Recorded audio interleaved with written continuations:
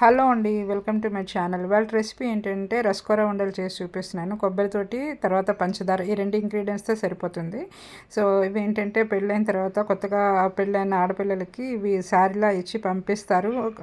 చలవ చేస్తుంది, కడుపుకి చలవ అని చెప్పేసి మేమైతే రసకొర ఉండలు పెట్టి పంపిస్తాము. సో ఇదేంటంటే ఎలా చేయాలి అనేది నేను చూపిస్తున్నాను.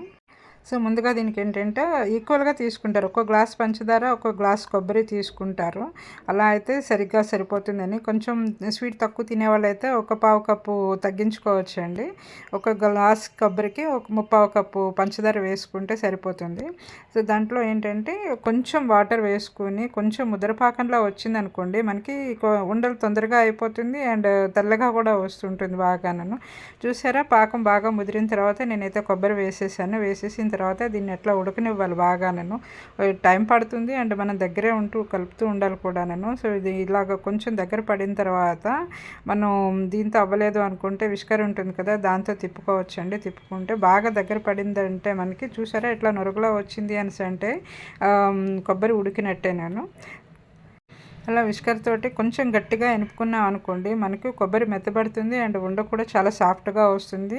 ఈవెన్ మనకి 20 to 1 month వరకు కూడా నిల్వ ఉంటాయి బాగాను. సో దీన్ని ఎంత బాగా మనం ప్రెస్ చేసి పెట్టుకున్నాం అనేసి అంటే అలా తిప్పుతూనే ఉంటే కనుక కూర మెత్తగా వస్తుంది, రసకూర మెత్తగా వస్తుంది అండ్ స్వీట్ కూడా చాలా బాగుంటుంది. అయిన తర్వాత ఒక 2 spoons నెయ్యి వేసుకోవాలి. నెయ్యి వేసుకోవడం వల్ల ఏంటంటే మంచి టేస్ట్ వస్తుంది, అంతే, అంతకుమించి ఏం లేదు. సో గిన్నెకి అంటకుండా చూసుకుని మనం ఇట్లా కలిపేసి చూసారా దగ్గర పడిపోయింది కదా, దగ్గర పడిపోయినప్పుడు ఇట్లా ఆపేసుకుని ఉండలు చుట్టేసుకోవడమేనండి. వేడిగా ఉండేటప్పుడు చుట్టుకోవాలి, దీన్ని చల్లారితే కనుక అవ్వదు.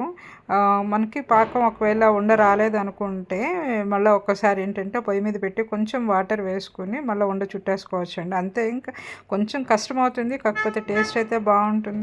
సో టేస్ట్ కూడా బాగుంటుంది ఇలా చేసుకుంటే. ఇంచుమించు నేనైతే ఒక్కో కొబ్బరి చెప్ప తీసుకున్నాను, ఒక్కో కొబ్బరికాయ తీసుకుని నేను ఇట్లా చేశాను.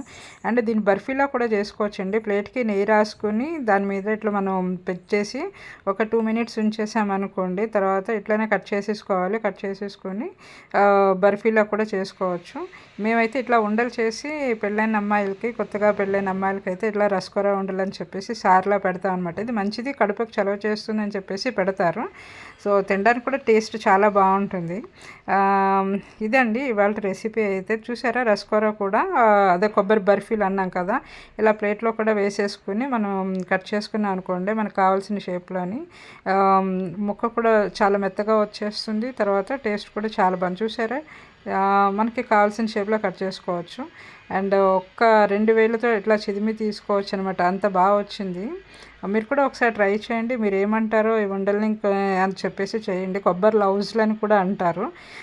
నచ్చిందా ఈ వీడియో? నచ్చితే నా ఛానల్కి ఒక లైక్ చేయండి, షేర్ చేయండి, సబ్స్క్రైబ్ చేయండి. మీ ఫ్రెండ్స్ అండ్ ఫ్యామిలీ మెంబర్స్ తోటి షేర్ చేసుకుని నాకు చెప్పండి, కామెంట్ చేయండి. థ్యాంక్ యూ ఫర్ వాచింగ్ అండి. బాయ్.